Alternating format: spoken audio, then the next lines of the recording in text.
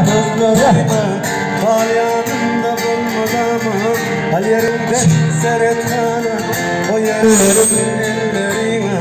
bakayım ol gözlerine Davay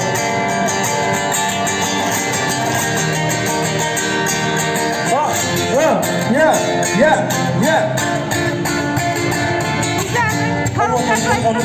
Oğlanın gözlerim, benim sorular gözlerim, gözlerim, senin bilmem. O yüzden acısız kalyan cemalım terim, acemalı, kırmızı dolu kurma, kırmızı şanımda, devlerin kudrotlu servetimi, ya belamı, yadıma düşen canımla bakışım, canımla bağlarsam ömrümü açışım, o çoğunda yatışım, gözlerime bakışım, gönlümü degimde katatam canım akışım, yanım senin yine yanım tutasısın bu senin lazım ya tezin dedim senin hani şu gözlerin yeni beni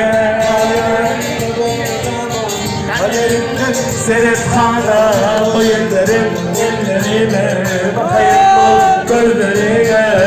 yanımda olmadan Hayerimden seyret hala o yerlerim bakayım ol gözlerine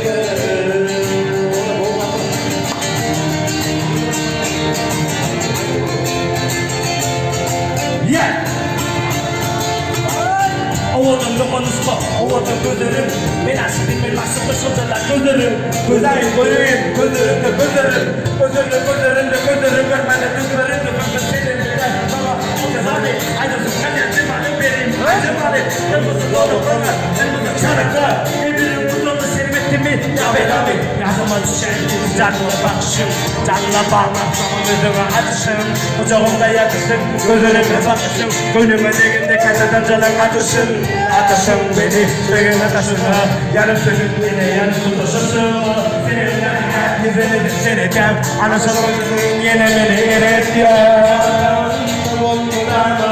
kaderimden sırıtmadan O yerlerim ellerime Bakayım ol gözlerime Bağcanımda olmadan Kaderim sağ ol taşka O yerlerim ellerime Bakayım ol gözlerime